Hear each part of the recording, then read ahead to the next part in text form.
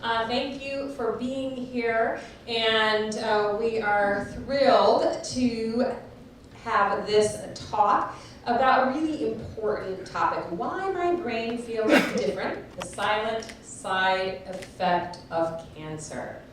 And we are going to hear tonight from Dr. Patricia Geels. She is a speech-language pathologist and assistant professor at Indiana University South Bend.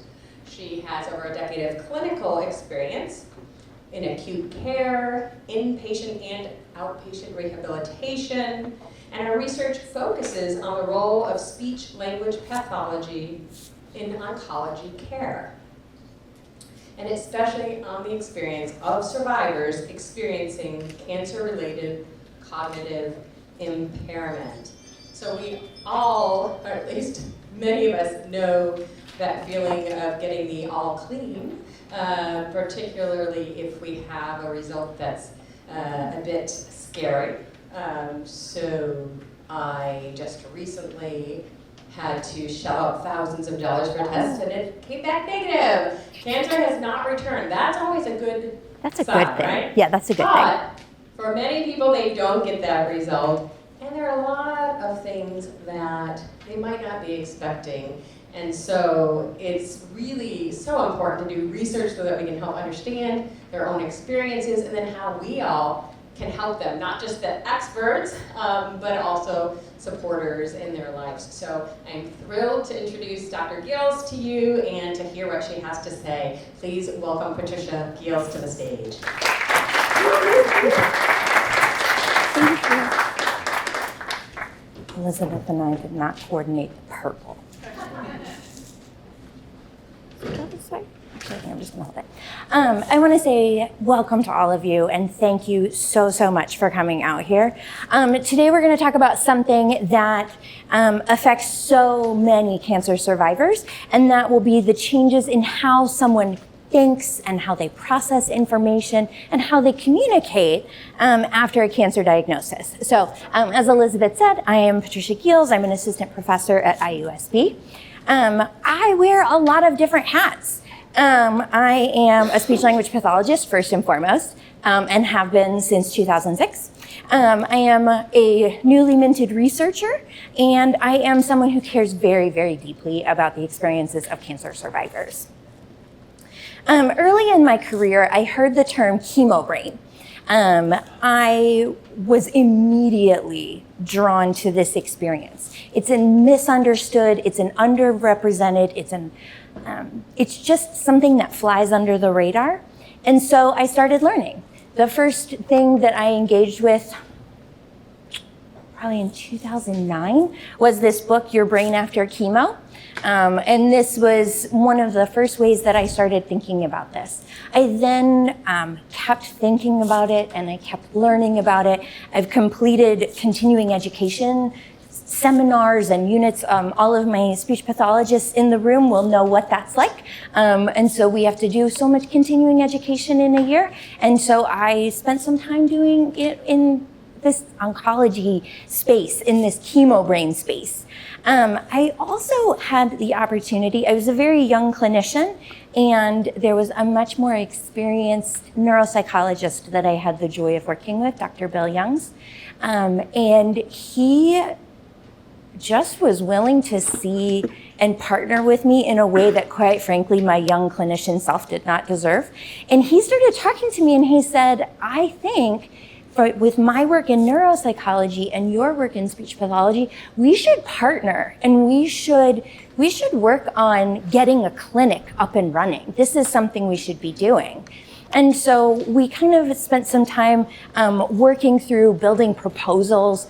We went and we talked with a local oncology practice, and they were like, yes, this is amazing. Yes, we're definitely going to do this. And then they left.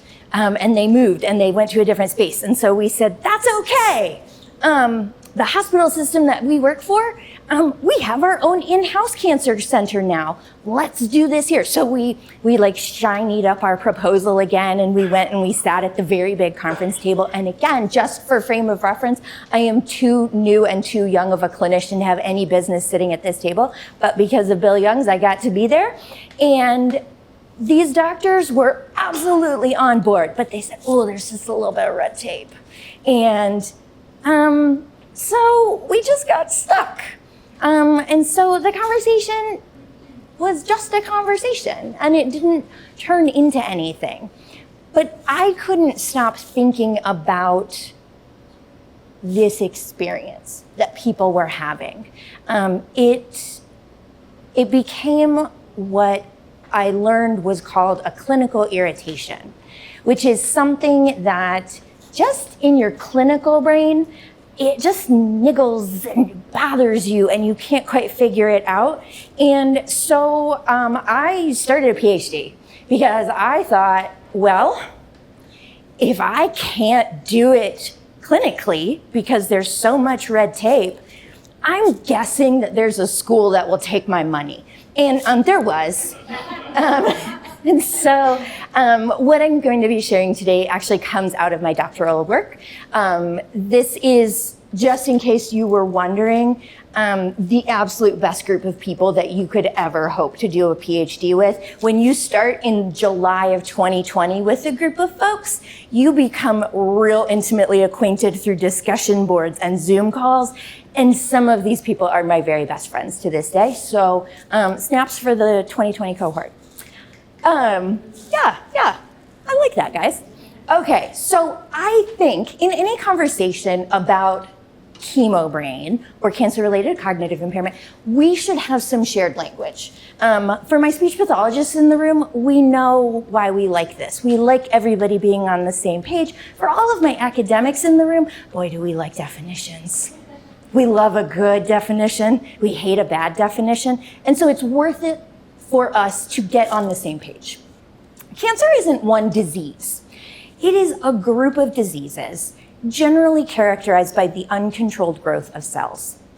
If left untreated, this uncontrolled growth can cause substantial health challenges, up to and including death. Cancer can develop in any part of the body, but in the United States, we know that the most common sites for a cancer diagnosis will be the breast, the lung, the prostate, the colon, and the skin. These cellular changes that take place, they are the result from a combination of genetic, environmental, lifestyle, or other exposure-related factors. So in some ways, there's, you've got your own genetics. It is what it is. But I hope that everybody wears their sunscreen. I hope everybody eats more fiber and goes and gets their colonoscopies and their mammograms and all their tests. Okay, so cancer is remaining the second leading cause of death in the United States. We are still at a place where this is happening, but scientific advancement has truly changed the game. We've made remarkable progress as a medical field. Most notably, we have seen a 33% decrease in mortality or the death rate since 1991. I can never get over the amazingness of that fact. This improvement is largely due to earlier disease detection. We are so much better at getting those routine screenings built into our general health care. And also we have the development of new or more effective treatments. So we're getting better at catching it early, which means we're better able to treat it. And then we just have a better arsenal of tools. Early detection tests are going to include things like your pap smear, your colonoscopy, and PSA tests, depending on where you fall in the set of hormones that's driving your life. It's interesting to note, though, that because there are so many different types of cancer, there's no one single diagnostic test. Once cancer of any type has been confirmed, a person will generally go through a process of staging. And these are things that, there are various systems that we're used to in terms of staging cancer. The most robust is going to be the tumor node metastasis system. This is going to be looking at how big the tumor is, does it involve the lymph nodes, has it spread? But a more commonly used approach is just the stage 1, 2, 3, and 4. How many of you have heard of that setup? Okay, that's the one we know about.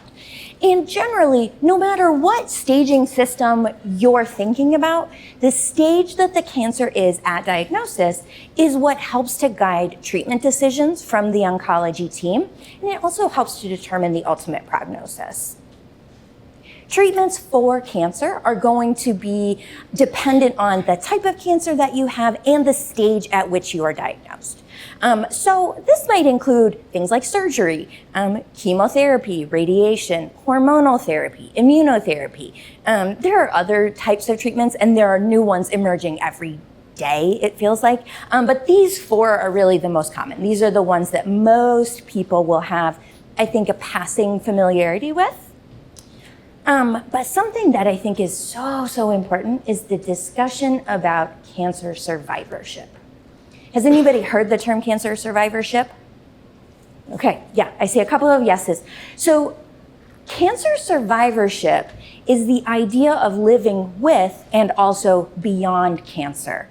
It is going to be a focus on someone's health and their well-being from the moment they are diagnosed through the end of their lives. They will always be a cancer survivor, and you are a cancer survivor from the very minute that you are diagnosed. Survivorship, because of that long and sort of expansive definition, is going to include a wide range of issues and concerns that might come up in that lifelong experience. These can be physical, mental, emotional, social, and financial, because as Elizabeth pointed out, the tests are not cheap, guys. The healthcare costs money in this country. And so there can be long-term consequences of getting tested, getting treated, losing out on work time, and all of those types of things. Survivorship also accounts for the effects associated with your follow-up care. So what is needed as you work through putting the disease hopefully into remission? What are we working through? How are we processing this? It also considers late effects of treatment. Has anybody ever gone to the beach and had just a lovely, lovely day and a less than lovely encounter with the sun? Yeah. Okay, so that's a late effect of radiation on a smaller scale. Radiation can cause effects for people long-term. It can cause differences in tissue flexibility. It can cause swelling. It can cause your body to not process its own fluids very well. So there's many, many things that can be lifelong physical changes that take place with this. There is also the potential for disease recurrence, that the cancer is back. And that is something that we have to be cognizant of. It is an incredibly unfair fact that having cancer, but more specifically being treated for cancer, does place you at risk for a second cancer, a new type of cancer. And survivorship, though, is going to be looking at someone's overall quality of life. You are more than a patient, you are a survivor. And the good news is that this includes the person with cancer. That is what we think about, but people don't have cancer in a vacuum. My husband and I have 3 children, and we can say for a fact that you don't experience the common cold in a vacuum. The whole family experiences it, and that's true of cancer. And real, true survivorship care accounts for the fact that someone with cancer has a partner, they have children, they have parents, they have grandchildren, they have coworkers, they have friends. And so real, true survivorship, authentic survivorship, is going to account for those relationships, and it will think about family members, individual friends, and also caregivers. Okay. Oh my gosh. So sidebar. Sammy, I almost told people to roll their shoulders. So we've got the bases covered. What I want to do is nothing formal. How many of you have heard of Chemo Brain before you came here tonight? Okay, all right. Has someone that you know or someone that you loved felt off mentally after they've had treatment? Do they have trouble concentrating? Do they forget things? Do they struggle to find their words? Yeah, sometimes that's part of it. And whether you raised your hand or not, the person experiencing that is not alone, and they shouldn't feel alone. So while it's known as chemo brain, it's actually not caused just by chemo. It kind of makes the most sense, where you're like, oh, well, you're putting these chemicals in you and that's what changes it. It's not actually. Chemo brain has been found when no chemotherapy has been administered at all. So you may have had radiation or surgery. Maybe you're just exhausted or you're stressed. Cancer is stressful. Crazily enough, even cancer itself, when no treatment has been initiated, there have been no interventions, people are already starting to report these changes, this fogginess in their thinking skills.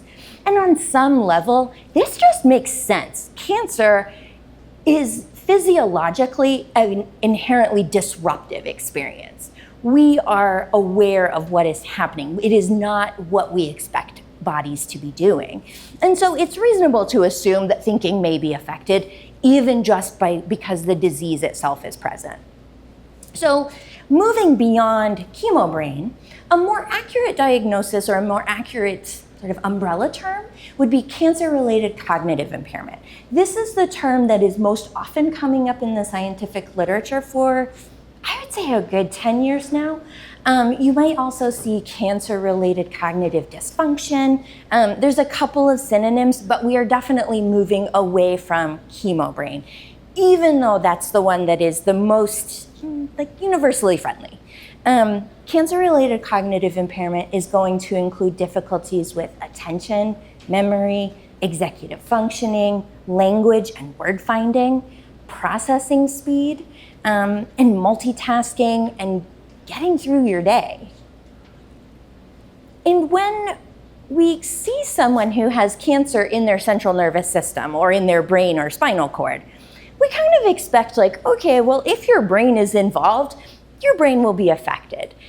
But what the literature shows is that many, many people with no brain involvement of the disease are experiencing these issues. And we need to talk about this issue more because people are surviving cancer.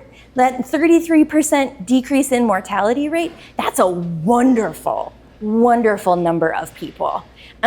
Currently, there are over 18 million people in the United States who would be identified as a cancer survivor, which is incredible. Survival, though, is really only part of the story. Because we know from what we talked about before that true survivorship care is going to be looking at the long-term effects of cancer, and it's going to be looking at quality of life challenges and changes. And so those will include things that are not always visible. There are several parts about the cancer experience that can just simply not be hidden. But this is one of those ones that is invisible to a lot of people. Cognitive changes are often considered to be one of the most frustrating experiences of the cancer experience for patients, and it is often overlooked. People are unaware that it is happening. It's not necessarily discussed during appointments. So let's talk some numbers. Up to 75% of people will experience some form of cancer-related cognitive impairment during their treatment. It's a huge amount of people. Up to 30% of people will report ongoing problems years or even decades later. The most longitudinal study that I read was looking at about 20 years from the moment that someone was told that they were in remission. So those individuals had been dealing with cancer for quite some time. And so there are these long-lasting symptoms. In my study, 80% of the survivors reported experiencing these symptoms. Most were not told that this could happen to them. I do not think that this is okay. And so I am so grateful that all of you are here because I feel like we are beginning an important discussion. One survivor noted after treatment, I just feel like my brain is not the same. And from my years of being a medical speech pathologist, where individuals had strokes and head injuries and dementia, part of what makes us feel like ourselves is our thinking. And so if you're saying that you had cancer and now you feel like your brain is not the same, that's not okay either. So cancer-related cognitive impairment, it's not just like occasionally misplacing your keys. I do that on the regular, okay? John can attest to that. It can affect your ability to manage your medications. That's important. Keep track of appointments. There's a lot of those. And also follow conversations. Those are important when you are ill. And all of these facets can be affected. It can also lower your confidence at work because it's altered how you're thinking. It alters your professional persona. And it can strain relationships.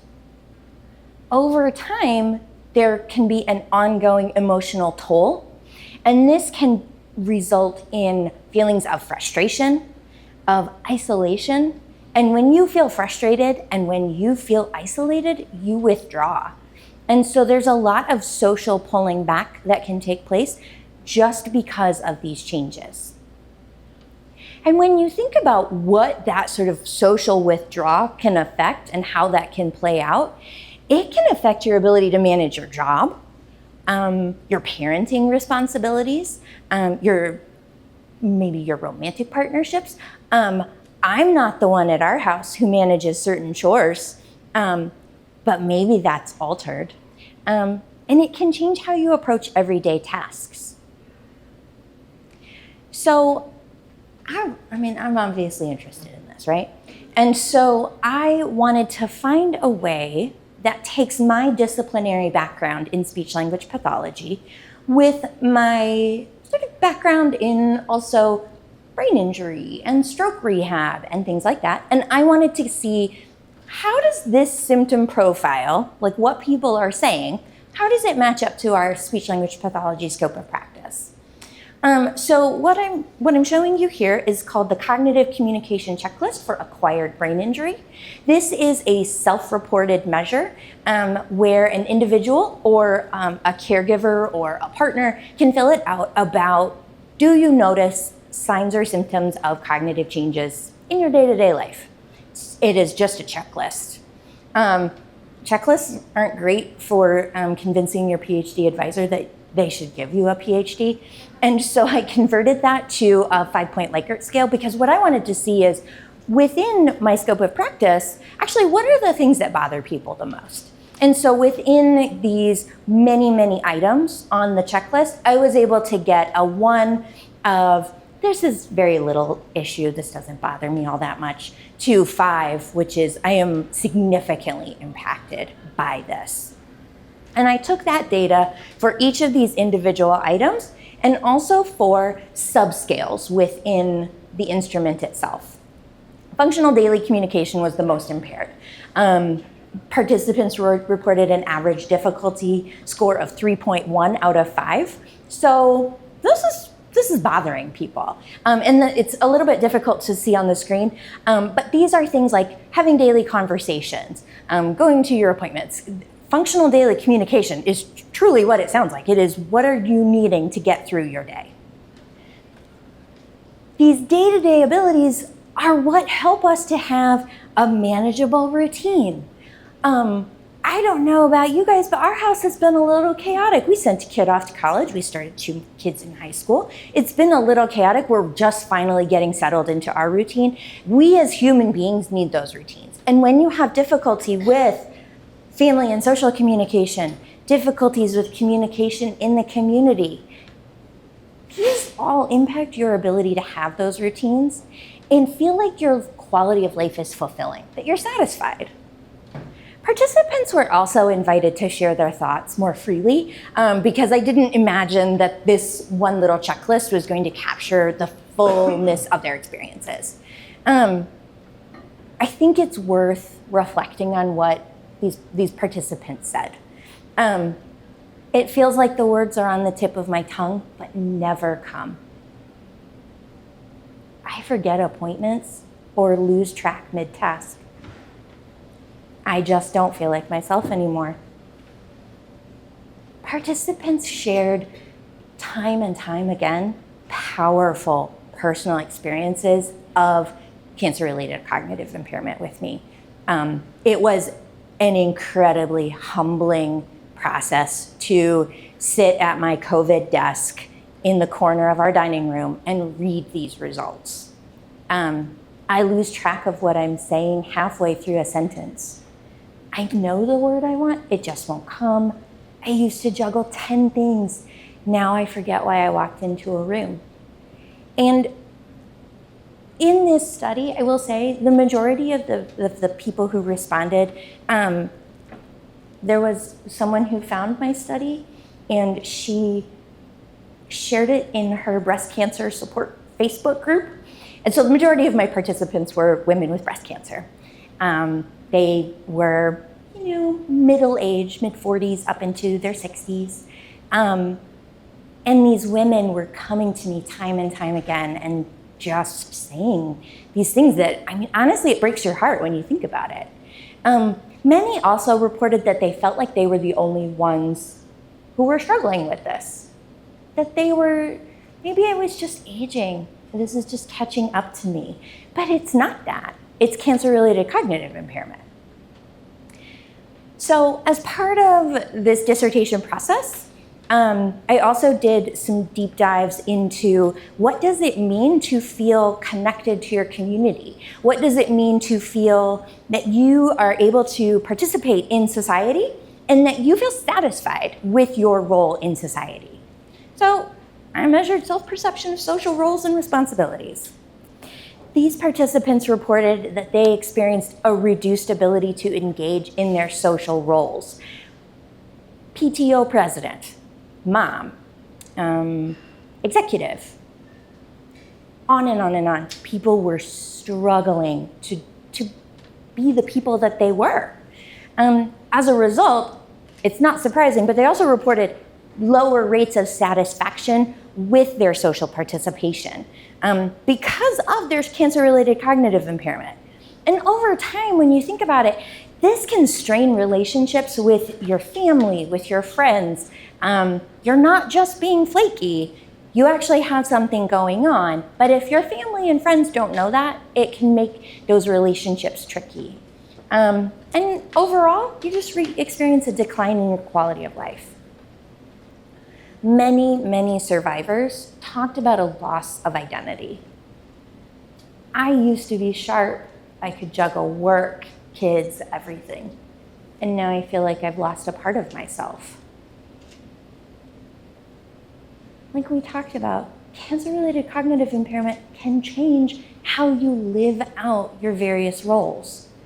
It makes it difficult to be a parent, to be a professional, to be a partner. And if symptoms linger longer than you expect that they should, it's even harder to adjust.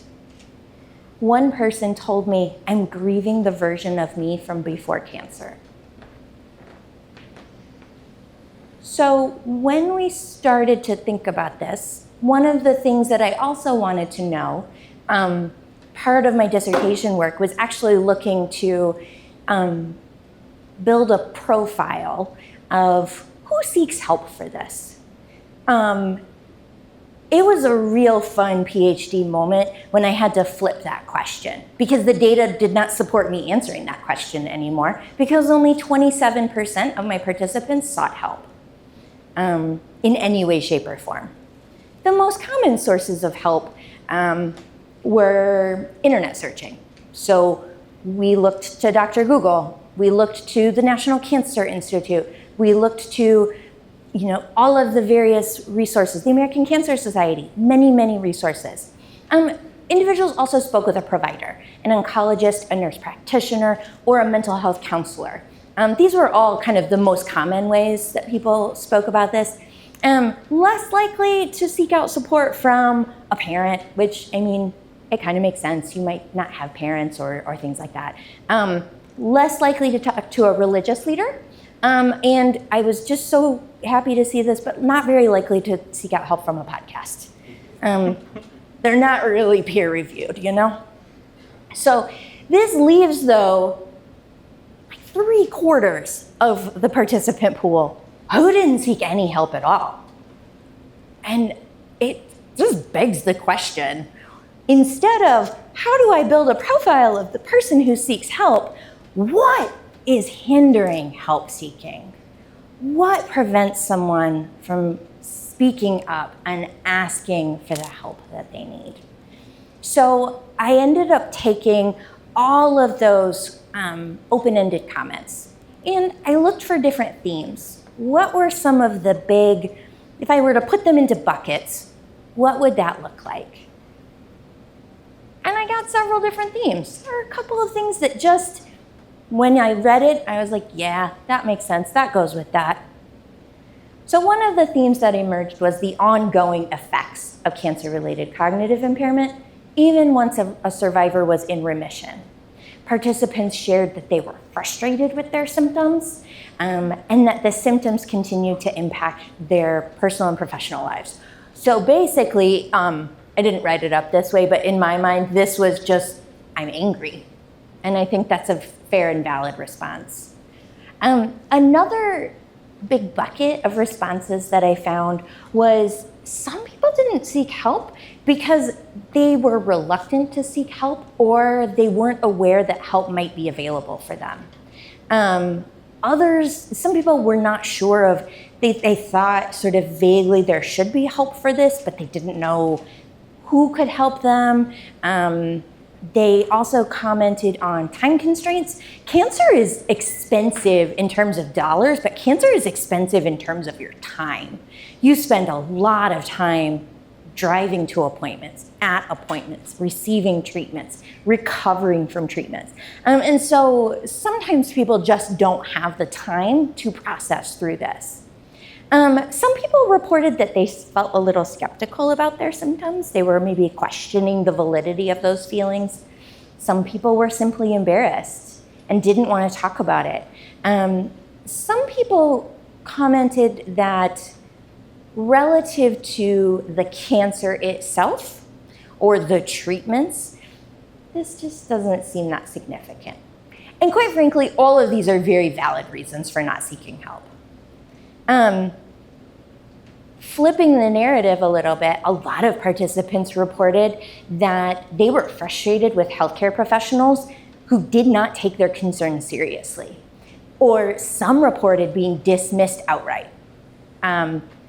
This lack of acknowledgement left many survivors feeling uncertain about their level of function, about the state of their recovery. What does it mean to recover? Some people also mentioned, I thought this was super interesting, that insurance was a barrier, that maybe they'd maxed out on benefits, maybe they'd used all of their rehab services for things like lymphedema or wound care or a whole range of PT and OT things, that maybe there were no visits left. I think our insurance, if you are an IU South Bend person, I think we get 60 visits a year. Some people only get 20. And so what people were reporting was just, I maxed out. I didn't have any options left. There was also this, I don't know, it felt like, like a golden thread of hope through the data as well, where people talked about their own personal coping strategies. They talked about how their tricks. They talked about a sense of hope. They talked about the support that they received from their community despite not getting any help in a formal capacity. They really talked a lot about how the support of their family was invaluable, that I couldn't have gotten through this without my partner, things like that. And it was just really interesting because CRCI it's a heavy topic, but there was a real sense of hope for improvement. And a belief in the ability to recover. And a couple of you have sat in classrooms with me, and a couple of you have sat in clinic rooms with me, and we've talked a lot about the power of the brain to reconfigure itself and the brain to recover, and the brain can do amazing things. And without any education about that neuroplasticity and neuronal recovery, people were figuring that out. Humans are just kind of amazing sometimes. So, I've talked for a little while. What I want you to do is talk to your table just for a minute or two, and I want you to think about what would happen if you were struggling with your thinking. You're dealing with a cancer diagnosis. What might stop you from asking for help? What might encourage you to ask for help? So maybe talk to your table for a minute, and then maybe if we're comfortable, we could share out a little bit. Thoughts? Okay.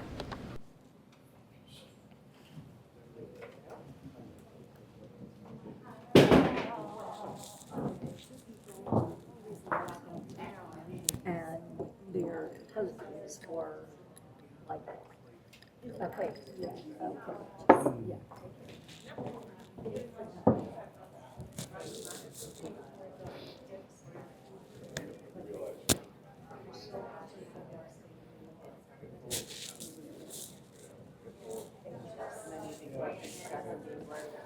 It was kind of like everything.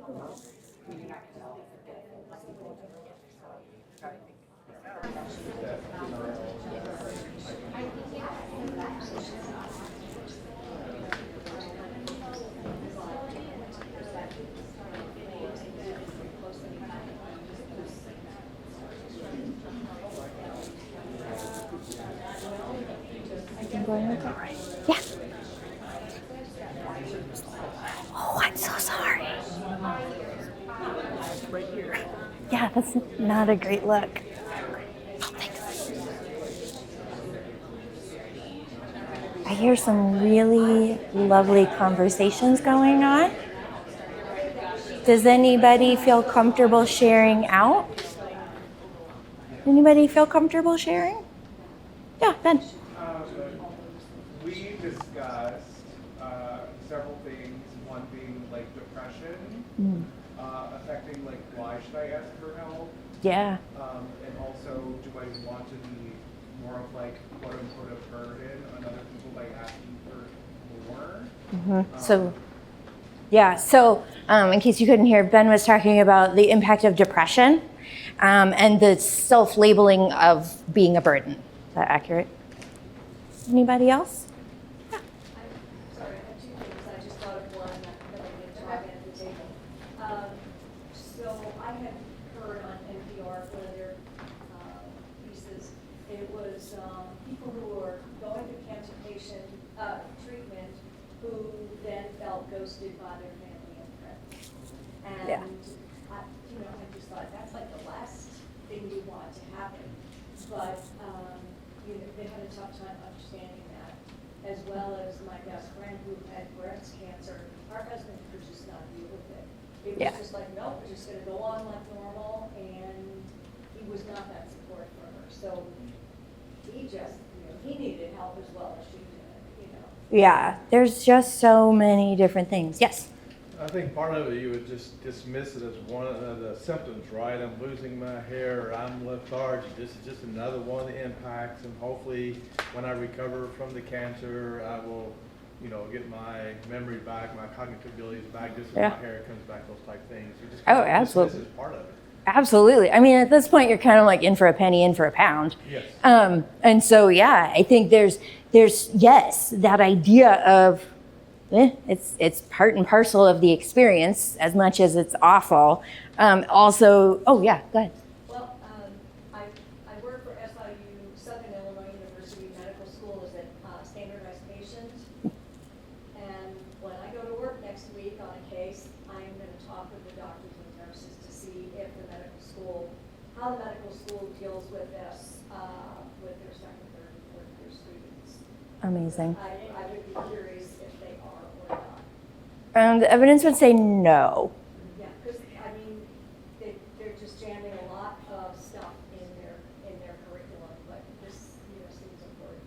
Well, and I think that brings up a really interesting point is, at some point, we kind of want doctors to graduate and we want oncologists to graduate and we kind of want them to know how to address cancer. Like, we would like them to figure out, how do you take someone from having uncontrolled cellular growth to not having uncontrolled cellular growth?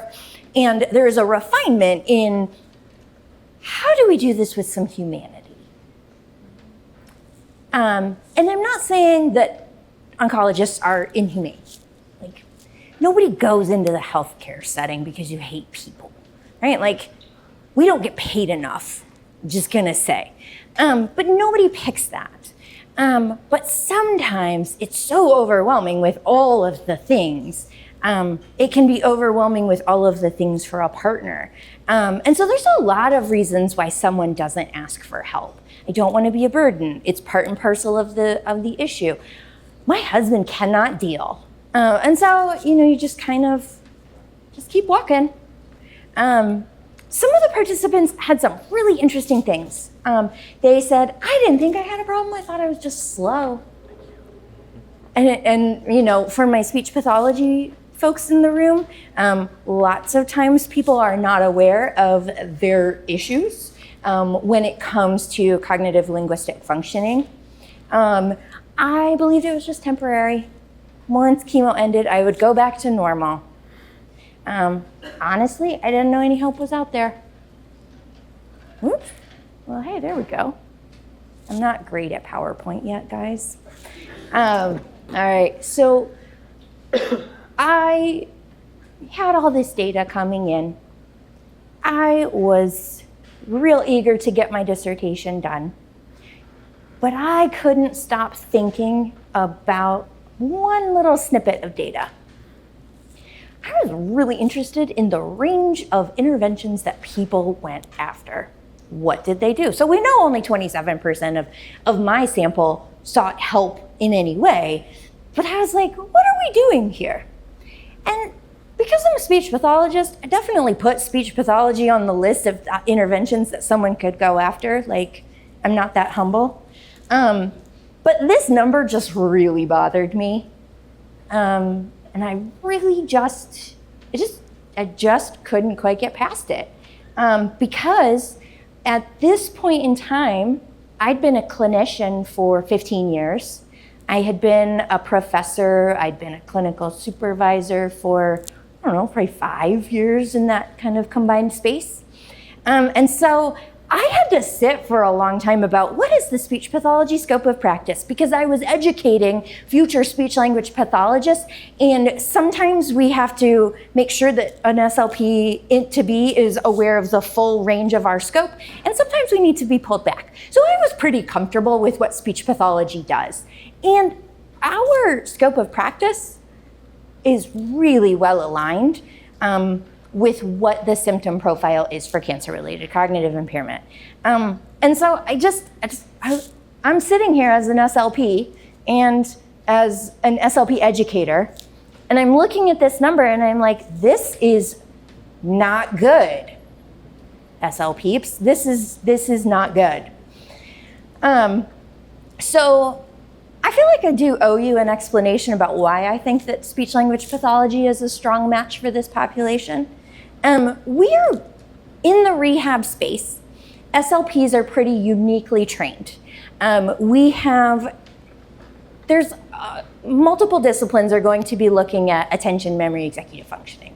So this is going to be speech pathology, this is going to be occupational therapy, neuropsychology. All of us kind of play in this space together. But what speech pathologists do, part of what our bread and butter is that we look at expressive and receptive language. Expressive and receptive language is going to include reading, writing, talking, listening. We think about how does someone use their thinking to communicate wherever they want to, whenever they want to, and however they want to. And we kind of already do this. Across various etiologies, we work on those skills. If someone has had a stroke, if someone has had a traumatic brain injury, if someone has dementia, if you have Parkinson's, we work with children with autism on got all of those skills. We do this. We live and breathe these skills every single day.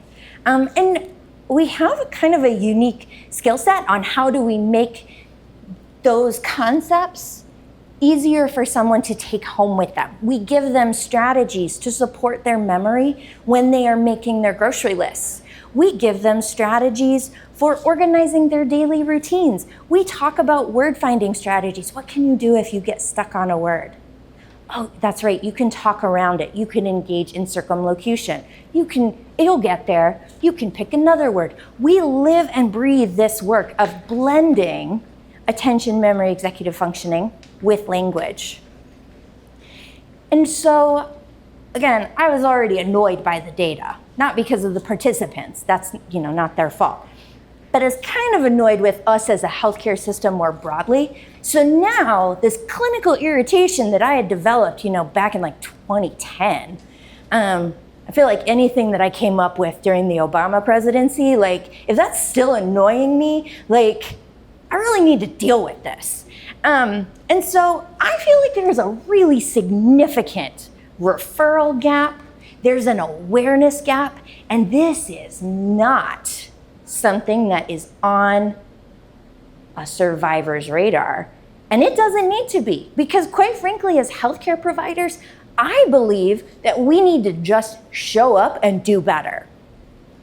So I was also especially annoyed because part of my earlier PhD work had been looking at speech pathologists, because I'll admit, this is a real niche area within speech pathology.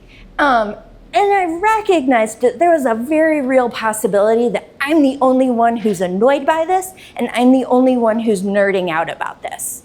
And so I was kind of like, ooh, maybe I should read the room. And so I did. I surveyed speech pathologists in a prior study. And I knew from that data that 97% of SLPs in my participant pool believed that cancer-related cognitive impairment fell within their scope of practice, and 93% believed that they had an ethical responsibility to treat someone with that impairment or find someone who could. So we know, and as SLPs, the training exists because we're already trained, and the commitment is there. We're willing to do the work, so it begs the question, why aren't survivors being referred? And in most cases, the vast majority of cases, it's not about a lack of willingness, it's most often about awareness. Literally everybody on the planet is busy right now. I don't know anybody who's not tired and running on 6 cups of coffee, which is probably 4 cups too many. But survivors are talking about, they brought up that they just didn't know that speech pathology could help them, that there's a whole class of rehab professionals who do this work. And this is not the survivor's issue. This is definitely on us as SLPs. We are not good at self-promotion. Providers though, medical providers, so those doctors, those nurse practitioners, those cancer navigators, they're not necessarily naming cancer-related cognitive impairment in their interactions with their patients. And they might not be giving it the importance that the survivor themselves wants. And this is something that happens more broadly, but our medical system is just not great at identifying cognitive communication needs in the healthcare procedures. So when someone has a stroke, they are not automatically likely to get help and support for this. So kind of as we're wrapping things up, I think that bridging this gap, I think we live in community, and I think that fixing this will take shared responsibility. I think we need better communication across the board. And I think if you or someone you know and someone you love has been affected by cancer-related cognitive impairment, if you all walk out of this room with one thing, it's that CRCI is real and it deserves attention. bigger and broader and at a health systems level, but at the individual person level. An individual person deserves to be cared for. And so if you are experiencing this, I hope that you can take a chance to speak openly with your care team about what you're experiencing. They can make time for this. Ask your oncologist for a referral to rehabilitation. Less than 5% of cancer survivors get a referral to rehabilitation for anything. And so the more you bring that up, the more we are able to help you interface with this community of helpers. And then finally, connect with support groups. Here locally, I know we have support groups through Riverbend. I believe there is also something in Elkhart. But there's online support groups. They can help provide a space where like meets like, and you can get support from someone who is experiencing the same things that you are. It's a space to share and connect. Now, we obviously know that not everybody who experiences cancer-related cognitive impairment is going to speak up. And so when they do, it matters how we respond. It matters because we are their community. And so we want to do this well, even if we're tentative in how we're doing it. So in terms of suggestions, listen and validate. If someone shares their cognitive struggles, believe them. Don't minimize what they're experiencing. Offer support and encouragement. It's something we can all do. Encourage them to seek help. Not everybody will have the bandwidth to do that, and that's okay. But just opening with, have you talked to anybody about this? Can really open the door for them to just consider the possibility. Help them explore referrals. Help them explore what is available in your community. If they're not sure where to start, they don't have to do that alone. Like, we can all Google together. It's absolutely doable. And then finally, share information. If you're a provider or a caregiver or a community leader, make CRCI resources visible. Put brochures in the back of your community meeting space. Post things on Facebook. Talk about it when you can. The more we normalize this experience, the less isolating it will feel, and the more people we can hopefully provide help for. So, last thought, cancer-related cognitive impairment, it's real, it's common, but it can be manageable. We have options. And so I hope that everyone considers what they could do to help mitigate the burden of this particular aspect of cancer care. It's a dissertation, guys, so it's just references on references on references. But I cannot thank all of you enough. Huge gratitude to my family who's here, also to my speech babies. You guys are here, and I am so delighted to see all of you. I am also so grateful to each of you who came and is willing to be a part of this conversation. What questions do we have? What are we thinking? Yeah. So I'm wondering if the chemo brain or the CRCI can be also your diet, and how is your brain how is your brain affected by your diet? Okay, so the question is, how is your brain affected by your diet? Oh, yes. Nope. Oh, do I need to stay here? Thumbs up. Okay, cool. So foods that are high in protein are super helpful. Hydration is actually really important. I know, and it often feels the ickiest to try and choke that down. The more you can, the better, because protein is what helps to build strong muscles, and it helps to give all of the cells what they need. So there's two kind of big buckets of brain cells that we have. We have neurons, and that's where all of the signals are firing away. And then we have support cells. And we need both of them to be happy and healthy. And so whole foods diet, trying to cut down on the processed foods, drinking your water, getting your protein, those are some things that I think help. And those are things that just help brain health generally. But yeah, great question. Anybody else? Yeah, Ben. So in terms of like a traumatic brain injury, or just, well, I don't know if there's like just brain injury in general, would you have another one, like a second concussion? Mm-hmm. It causes more exacerbated symptoms. Mm-hmm. Is that similar to CRCI? Like if you were to relapse or go back for more cancer treatment, do you think that there are symptoms that worsen?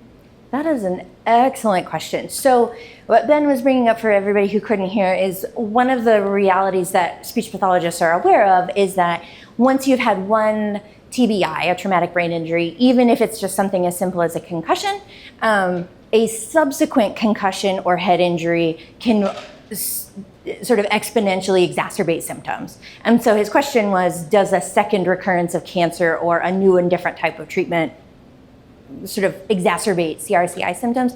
And the answer is we don't know yet. We just don't have enough research on refining those sort of patient profiles yet. Yeah? Oh, did you have a question? Oh, okay. Oh, Elizabeth.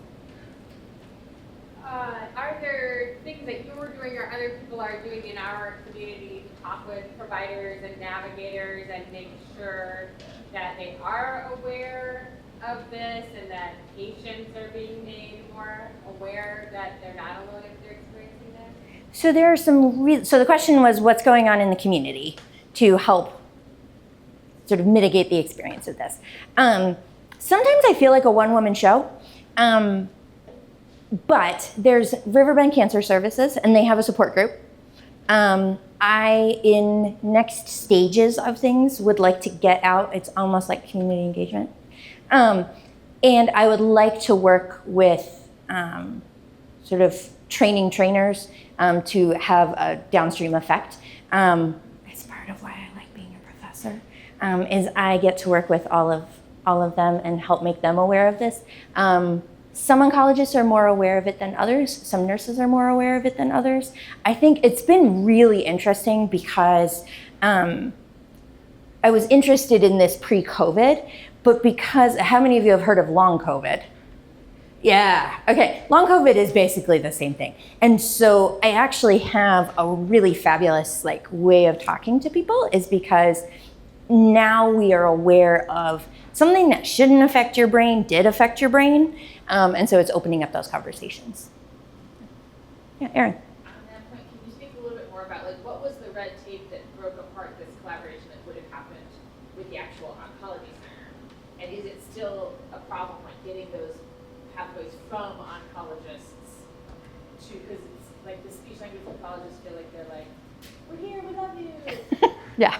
But no one is running in your direction because the pipeline has changed. So at the time, so the question was basically how do we fix? Yeah, what went wrong and how did you fix it? Yeah, what went wrong? Okay, so this is an odd answer, but the Affordable Care Act kind of was what went wrong. It's a good thing, but it really changed how the health system was working through referrals and how were we organizing things and how were we getting patients cared for. Also, locally, Michigan Hematology Oncology left their space at Memorial Hospital. That was who I had been working with first. They went out on their own. I worked with Beacon at that point.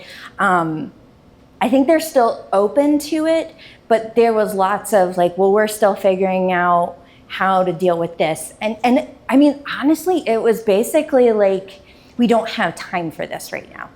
So my hope is that armed with my shiny new PhD, I'm going to be able to maybe have conversations in a different way. Because I am still at heart a speech pathologist who's I'm here, we would love to talk to you. But I think that is more helpful. I think also the more conversations that we have like this helps. Yeah. Hold on that one. Karen, you had something? Well, I think one reason that an oncologist and me, when you're going through cancer, you're just trying to live. You're Yeah. just trying to get to the next day. Yeah. If I jumble a few words, it's okay. Yes. You know, I know, and that's exactly a truly valid and very real, like completely, absolutely fine response. Like if you're fine with it, that's okay. I just want to, for the people who are less fine with it, I want them to have a path forward. And I think some of those numbers in other countries, they might be different, like medicine in this country. Give me a pill, give me a pill. For me, physical activity is what saves me when I can do it, when I'm not so exhausted I can't Walk. walk. Yes, yes, But if I can bike, I'll be out there. yeah. And two things. One, I don't know how you feel about ChatGPT, but that's helped me a lot. Mhm. I mean, that way I can feed this report in that I have no idea what all this stuff means. And it will interpret it for me, and then I can save it, so I can go back and look at it. And it's like, do you want more on this? Do you want more on that? Do you want a checklist? Do you want this? Do you want that? Mhm. That's been helpful. And then on Facebook, I'm in a lot of, I happen to have leiomyosarcoma, and there are a lot of groups that I can talk to people all over the world. Yes. In India where they are really hurting for health care. So Yeah. I would encourage people, if they're looking for something specific on their kind of cancer, to use Facebook groups and ChatGPT. I agree. Yes, I have found that so many people, that was actually how I ended up with this particular participant pool. There was a teacher that I had worked with when I was a speech pathologist at Kennedy Primary Academy, and she and I became Facebook friends, and her wife had breast cancer. And she was like, is it okay if I share the link that you posted? And I was like, yeah, sure. And then like, I'm not kidding, like this, like, army of women showed up in the data pretty much within like 48 hours. And it was basically because they came from the same group. Because I think there is a tremendous value in what the internet can provide. And I think actually to your point about ChatGPT, it's so helpful at sort of contextualizing and distilling down what does this really mean? Like, what are they talking about? Like the upper left quadrant, like what? And being able to figure that out. No, and there are, I think ChatGPT is such an interesting speech pathology adjacent experience, just because you can get it to bring complex material down to a much more simplistic level, in a way that it can meet you where you are in some ways. As a therapist, my hope is that we can get people back to where they were, but in the short term, it's a beautiful solution. So. I was just wondering about how you get in that door to have the patient become aware of what might happen to them, will happen to them, and then what their resources are. And I was just thinking of, in a hospital setting, don't they have like a patient advocate? Mm-hmm. And I don't know what a cancer patient who, say, leaves the hospital, what they're given, what they're provided, and, what resources they could get, and maybe, that with your connections, maybe that's another way to kind of get in the door. But then again, who approves what and how all Right. that gets done, I know could be an issue. Yeah, I think, so a lot of cancer treatment centers, whether they're in a hospital or freestanding or different things like that, there's often some type of role as a cancer nurse navigator, where it is a dedicated person who helps someone walk through the process. I had a family member go through cancer, and honestly, like, she was so helpful. I ended up going and talking to her even when my loved one wasn't there, because she just helped me understand the process. I think it sort of ties in, like, with what Karen was saying about, like, oh, this isn't a problem. And I think it's just about seeing the person for where, so, okay. From a systems level, I think we just simply need to be better about giving people a heads up. You might lose your hair. You might have sores in your mouth from the chemotherapy. You might have burns on your skin. You might have swelling that you will have to deal with for a while because your lymph nodes are affected. Your thinking might change. It can be for a wide range of things. And for most of these things, we have something that we can try. I think it is about finding out and meeting the individual patient where they are.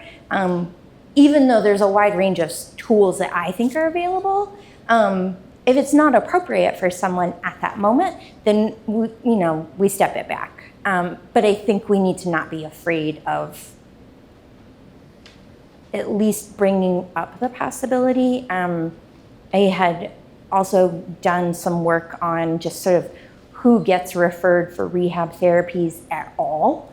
And the vast majority of cancer patients are not offered any rehabilitation.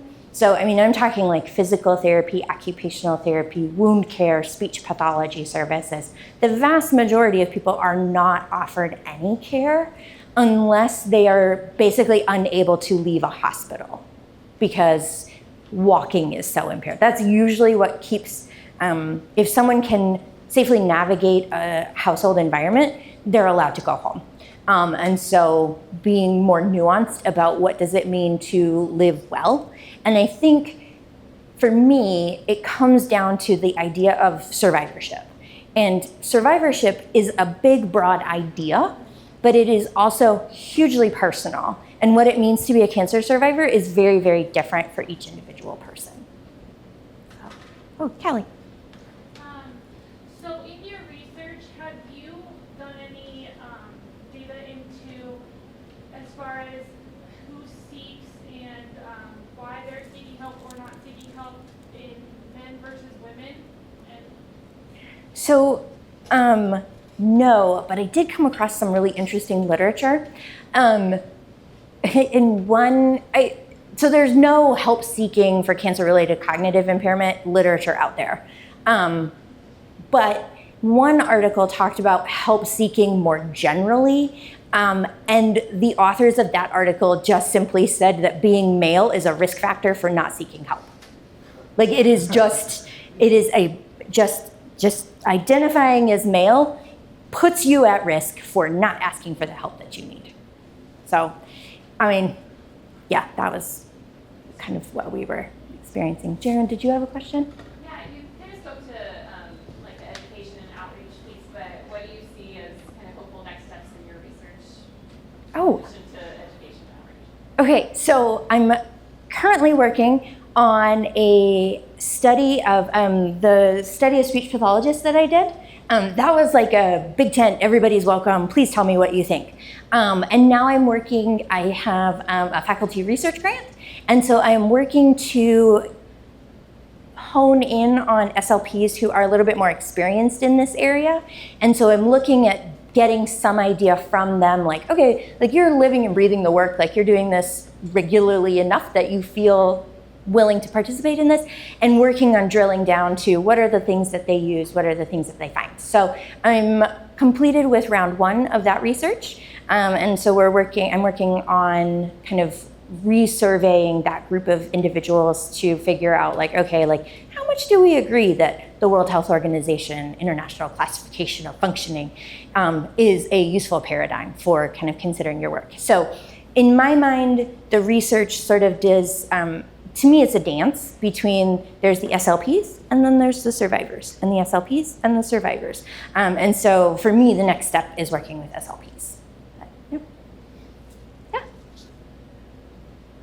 What would you say to a skeptic who says, look, we have a lot of research on autism and the lack of connection to vaccines, regardless of what RFK says and misreading the data.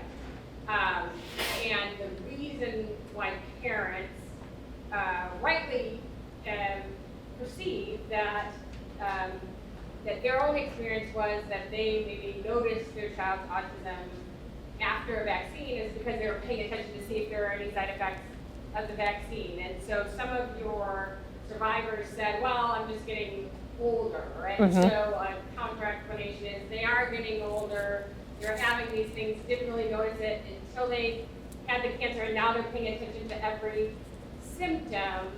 So how would you argue that, this is different and more widespread, and it's not just noticing things that would have happened without cancer. And I think that actually links beautifully to, as a society, I don't think we're great at aging.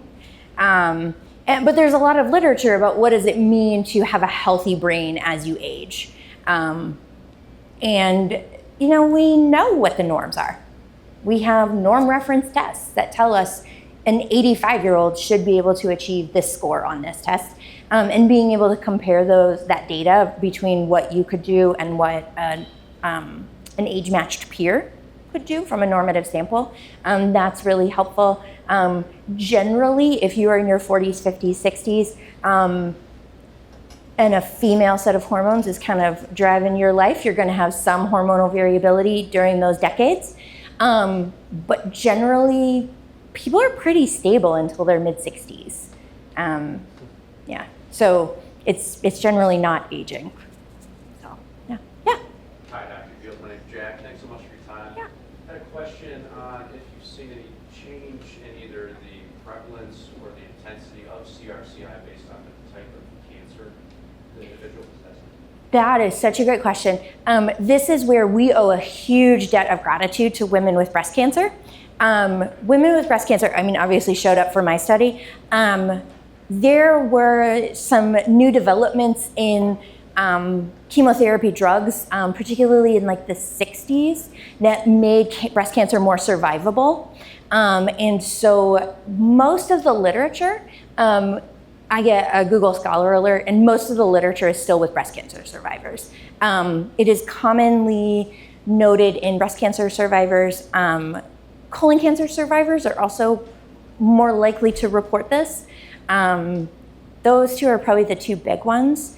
But we just don't know what we don't know about all of the other types of cancer. So yeah, great question. Anybody else? Oh, yes. I was just wondering if you could describe the range of different things of chemo. What about if you go to a Zoom session and you fall asleep like losing confidence, like being present, not being present? It's not a big.